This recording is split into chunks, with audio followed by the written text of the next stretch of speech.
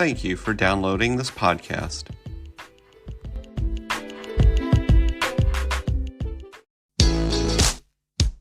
Hi, and welcome to the podcast for Solomon Staircase Masonic Lodge number 357, where we talk about all things related with Freemasonry, including Hermetic teachings, philosophy, reason, spirituality, and much more. We're located in Buena Park, Southern California. Tune in as we continue to update our podcast with informative talks and articles for Masons worldwide and those who would like to inquire within.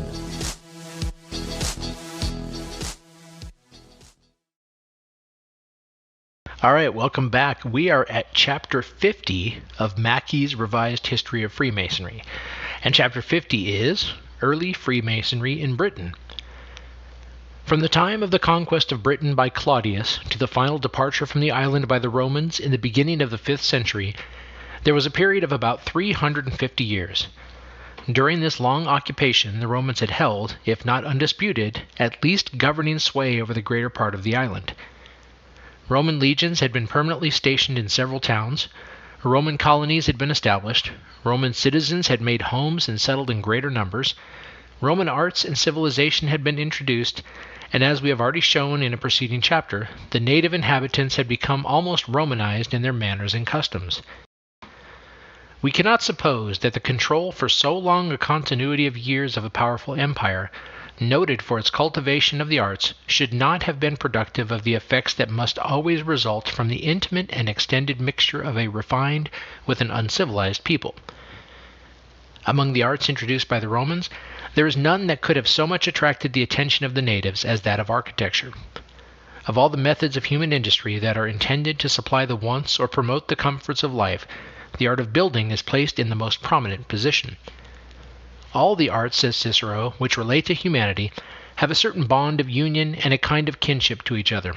But it must be acknowledged that the art which proposes to secure to man a protection from the elements and a shelter from the severity of the seasons must hold the highest place in the family scale. That is the first art which man favors in his progress from savagery to civilization. It is the most salient mark of that progress. No sooner did the troglodytes, these very early people of Western Europe, come from their cave dwellings than they began to erect, however rudely, huts for their homes. So when a nation or a tribe begins to make an advancement in civilization, the first step is to improve its mode of dwelling. When conquest brings a superior race to an ignorant and uncultured people, the industrial arts of the former speedily diffuse among the latter, and architecture, as the most striking and the most useful, more quickly attracts the attention and is more readily imitated than any other. When the Romans first invaded Britain, they found the country inhabited by various tribes deriving their origin from different wandering stocks, and therefore somewhat unlike in their conditions and habits. The Belgians, for instance, had passed over from Gaul and occupied, by the right of conquest, the coast bordering on the British Channel. They were farmers and are described by Caesar as being more advanced in the arts of civilized life than the tribes in the interior who were shepherds living on milk and flesh and were clothed in skins. Mela Pomponius, the Roman geographer, who wrote about the same time, described the Britons as being a general uncivilized and much behind the continental nations in their social culture. Fields and cattle were their only wealth. Wright, in an essay on the ethnology of South Britain at the extinction of the Roman government, says that, quote, "We may form a notion best and most correctly of the mode of life and of the degree of civilization of the ancient Britons by comparing them with what we know of those of the wild Irish and of the Celtic Highlanders of Scotland in the Middle Ages. Living in septs or clans, each collected round a petty chieftain who had his residence or place of refuge in the least accessible part of his little territory. They had no towns, properly so called, and no tie of union except the temporary one of war or a nominal dependence on some powerful chieftain who had induced, by some means, a certain number of smaller clans to acknowledge his sovereignty." End quote. Their houses, says Sharon Turner, were chiefly formed of reeds or wood, and were usually seated in the midst of woods, a space being cleared on which they built their huts and herded their cattle. The improved condition of Britain, because of their intercourse with the more civilized conquerors, is thus described by Wright. Quote, "Under the Romans, on the contrary, Britain consisted politically of a number of cities or towns, each possessing its own independent municipal government, republican in form and principle within themselves, but united under the empire through the fiscal government of the province to which they were the tributary. Each of these cities inhabited by foreigners to the island was expected to defend itself when attacked, while 3 legions and numerous bodies of auxiliaries protected the province from hostilities from without and held it internally in obedience to the imperial government. The country was unimportant and the towns were everything." End quote. The many inscriptions found in England during recent times prove another fact, namely, that the legionary troops which were sent from Rome to Britain did not pay merely slight or short-lived visits, from which no important influence could have been derived, but that they remained in the same locality during the whole occupation of the country by the Romans.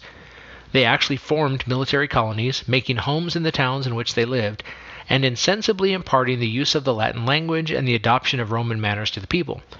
So much, in fact, did they become identified with the native inhabitants that they often made common cause with them in uprisings against the imperial government. The result of this constant mingling must have been just that which might anywhere, under such circumstances, have been expected. The architects who accompanied the legions in their visits to Britain, and who remained with them during its occupation, did not confine their labors to the construction of military works, such as the erection of defensive walls and fortresses. They engaged, during the period of peace, which had been secured by the presence of strong bodies of troops, in the quiet avocations of their art. They organized their colleges of artificers, which, considering the works in which they were engaged, might correctly be named as colleges of Freemasons. They began the building of temples and other public edifices. They took to their assistance the more intelligent natives and introduced their Roman architecture by methods imitating those of the colleges at home. The rude huts of the native Britons were replaced by more comfortable houses. The art of building, under the guidance of the Roman Freemasons, assumed a new form and was prosecuted by new methods, which thus introduced the character and customs of the Roman colleges into the island. Thus, by the example of associated workmen, continued the chain of connection which was to be more fully extended into Anglo-Saxon times by the establishment of the building guilds. Tacitus has shown us in his Life of Agricola how and at what an early period this system began of Romanizing Britain.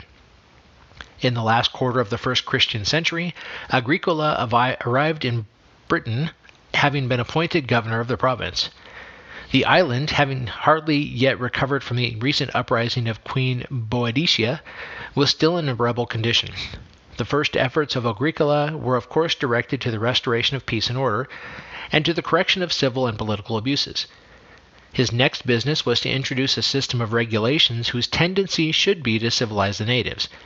He encouraged them, therefore, says Tacitus, by his appeals and aided them by public assistance to build temples, courts of justice, and inviting dwellings. He praised those who were cheerful in their obedience, he reproached those who were slow and uncomplying, and thus excited a spirit of enterprise. He established a plan of education and caused the sons of the chiefs to be instructed in learning and to favor the Latin language. The Roman dress was adopted by many, and the Britons, allured by the self-gratifying example of their conquerors, began to erect baths and porticos and to indulge in lavish banquets. To do all this was not within the narrow scope of native skill. In the erection of these improved edifices, the Britons, being only partly reclaimed from their early barbarity, must have asked and received the advice and assistance of the Roman architects. The cooperative and guild-like methods of building practiced by these, as well as their skill in architecture, were thus taught to the Britons. What had been wisely begun by Agricola was wisely imitated by his successors in the provincial government. The Roman collegiate system was completely established in the island long before the end of Roman control and the fall of the Roman Empire. That the builders or Freemasons introduced into Rome, or educated there by their Roman masters, had increased to a very great number is evident from a remark of Eumenius in his panegyric of the Emperor Maximian. He describes the ancient Gallic city of Bibracet, afterward Augustodunum, but now the modern Autun, which abounds in the remains of Roman architecture, many of them in a good state of preservation. The repair of private houses and the construction of temples and other buildings with which Maximian had adorned the city, he credits to the force of architects the emperor had brought from Britain, which province, he says, abounded with them. The number of these Roman architects in Britain was so great and their skill so noted that, as we shall hereafter see, they were sent into many continental cities to construct buildings in the Roman method. The remains of Roman buildings found at various times in England and a host of ancient inscriptions testify to the fact that the conquerors had brought their architectural art with them into Britain. But the mere existence of pieces of architecture would not alone serve to establish the connection of these Roman architects and their British disciples with the medieval guilds. In this way we might, as Anderson has done, write a history of architecture, but would hardly be authorized to call it a history of Freemasonry. It is necessary to show that the Roman architects not only brought with them their skill in the art of building, but also introduced the associated methods of organization practiced by the ancient Roman colleges. Of this we have ample evidence.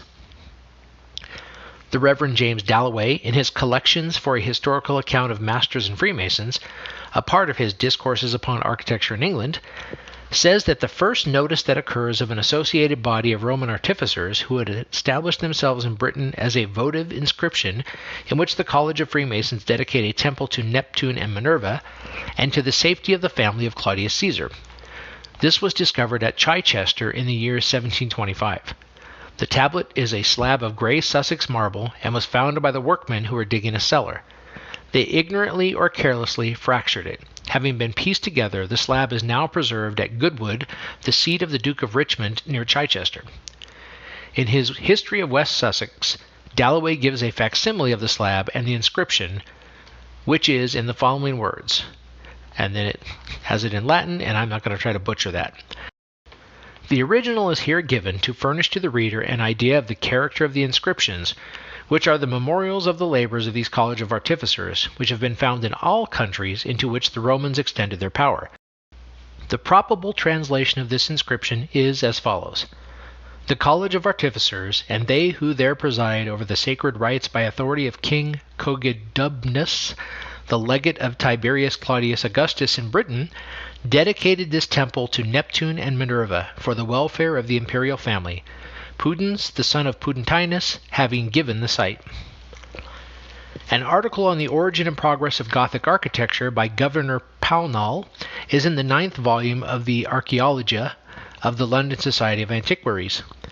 This subject of the influence of the Roman artists on the native Britons is there exhibited from an interesting point of view. Quote, When the Romans conquered and held possession of our isle, says Governor Pownall, they erected every sort of building and edifice of stone or of a mixture of stone and brick, and universally built with the circular arch. The British learned their arts from these masters. End quote. The continent being more subject to the ravages of invading barbarians than the separated province of Britain, many of the Gaulish cities and the forts of the Rhine were destroyed. And when the Constantius Chlorus resolved, at the close of the 3rd century, to rebuild them, he sent to Britain for architects to execute the work of repair. By this withdrawal of the builders from the island of Britain, and by transferring them to the continent, Britain soon lost the knowledge it had formerly acquired of Roman architecture. But after the establishment of the Christian religion in the empire, missionaries being sent to the provinces to convert the inhabitants, they brought with them from Rome not only the new religion, but a revived knowledge of the arts, and especially of architecture, which was necessary for the building of churches. As to the influence produced upon the Britons by their conversion to Christianity, Camden tells us that no sooner was the name of Christ preached in the English nation than with a most fervent zeal they gave themselves to it and laid out their utmost endeavors to promote it by discharging all the duties of Christian piety, by erecting churches and endowing them. No part of the Christian world could show either more or richer monasteries. Thus the skill which for a time had been suspended, if not lost, was again revived by the architects and builders who were once more brought from Rome to Britain by the Christian missionaries, who, says Pownall, were the restorers of the Roman architecture in stone. The huge buildings of stone erected by the monks in England ought perhaps to be credited to a later period, when the Saxons had gained possession of the island. But as Christianity had been introduced into England before that period, and under the Roman control, we may agree to the theory that some of that kind of work was done at that early period. We may therefore grant a large amount of likelihood to that part of the legend of the craft, which reports the tradition that under the usurped reign of Carausius, St. Alban had organized the fraternity of Freemasons and bestowed upon them his favor. Whether the legend is correct or not in attributing this important work to that martyr, it may at least be accepted as traditionally preserving the historical fact that Freemasonry was reorganized after the Roman method by the Christian missionaries. There is abundant evidence in the old chronicles that the method of building in stone with circular arches was always called opus Romanum, or the Roman work. An edifice so constructed was said to be built more Romanum, or according to the Roman method. The error of the legendists, however, is that they credited personally to Carausius, the usurper of the imperial power, the patronage of Freemasonry, and the appointment of St. Alban as his chief architect or master mason, an error in which they have been followed by Anderson and all other Masonic writers. There is no competent historical evidence of the truth of this claim. Bede, Matthew of Westminster, and all the other old chroniclers describe Carausius as a man of very mean extraction, treacherous to the government which employed him, unfaithful to the people he was sent to protect, sacrificing their interest to his own greed for spoil, and esteemed only for his ability as a soldier. Of the piety and Christian constancy of Alban, the same writers are lavish in their praises, but they make no reference to his skill as an architect or to his labors under Carausius as a builder. Even as to the time of his martyrdom, there are difficulties. Matthew of Westminster places its date 11 years after the death of Carausius. This would not militate against his previous employment by Carausius as, quote, the steward of his household, end quote, to use the words of Anderson, and the master of his works, if there were any historical evidence of the fact. If we appeal to the testimony of Camden, whose laborious researches have left no authority uncollected and no statement unexamined which referred to the early history of Britain under the Romans, we shall find no support for the traditions of the legendists or for their expansion by Anderson and the writers who have blindly followed him.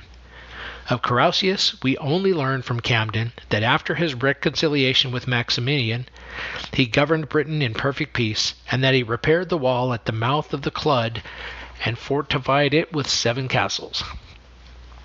The only reference made by Camden to St. Alban is in a passage where he says that toward the end of Diocletian's and Maximian's reign, a long and bloody battle broke out in the Western Church, and many Christians suffered martyrdom, among the chief of whom he names Albanus Verulamiensis, or St. Alban, but he makes no allusion to him as an architect, nor does he mention the name of the doubtful Amphibius.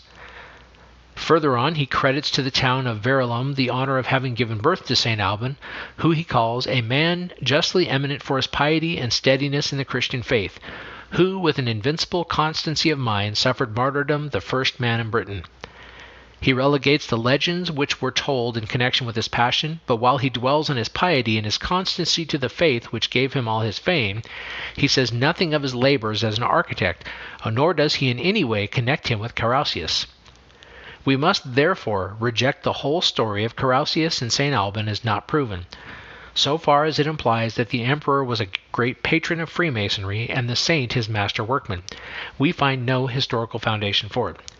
We may accept it as a mythical statement, the true meaning of which is that there was a revival of Freemasonry in England toward the time of the end of the Roman control, through the influence of the Christian missionaries, a fact for the truth of which we have, as has already been seen, sufficient authority. Anderson says that the true old Masonry departed from Britain with the Roman legions, for though many Roman families had settled in the south and were blended with the Britons, who had been well educated in the science and the art, yet the subsequent wars, confusions, and revolutions in this island ruined ancient learning, till all the fine artists were dead without exception. Ferguson, a more learned and more accurate writer than Anderson, has arrived at almost the same conclusion. He says, quote, when Rome withdrew her protecting care, France, Spain, and Britain relapsed into, and for centuries remained sunk in, a state of anarchy and barbarism as bad, if not worse, than that in which Rome had found them 3 or 4 centuries before.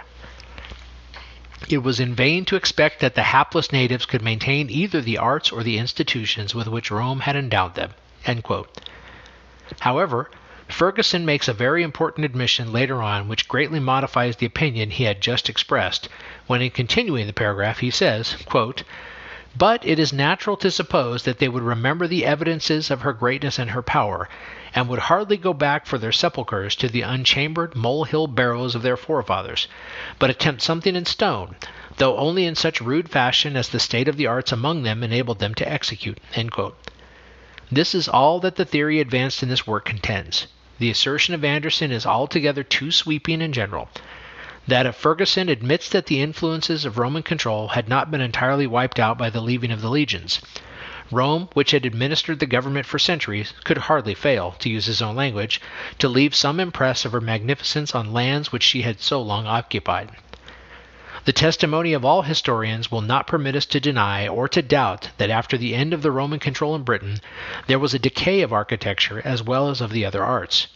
But this did not amount to a total destruction, but only to a weight. Nations who have emerged from barbarism to civilization, and who for centuries have enjoyed the refinements of culture, do not at once go back into their early savage state. There was certainly not sufficient time for the showing of this condition in the period between the leaving of the Romans and the firm establishment of the Anglo-Saxons. Nor was there that isolation which was necessary to hasten this fall from national light to national darkness. The southern parts of Britain, at least, were too near to more civilized and more Romanized Gaul to lose at once all traces of Roman refinement. Above all, the presence and the influence of the Christian missionaries, who, coming from Rome, were constantly engaged in the task of converting the natives to the new faith, must have been a powerful stay to any downward progress toward utter barbarism. The links of the chain that united the builders of Britain with those of Rome had only rusted. They were not rudely snapped asunder. The influence of the methods of building pursued by the Roman colleges of artificers who had done so much work and left so many memorials in Britain were still to be felt and to be renewed when these links were strengthened and brightened by the Anglo-Saxons. This is a new and an important subject that demands special consideration, for it brings us to an interesting phase in the history of Freemasonry.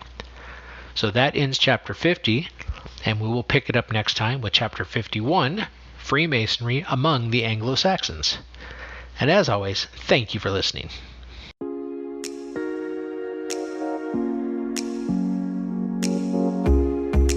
Thank you for listening. If you like what you heard, please subscribe and leave us a comment. We enjoy hearing from our listeners. If you really like what you heard, share this podcast with your friends and lodge members. Visit us online at solomonstaircase.org.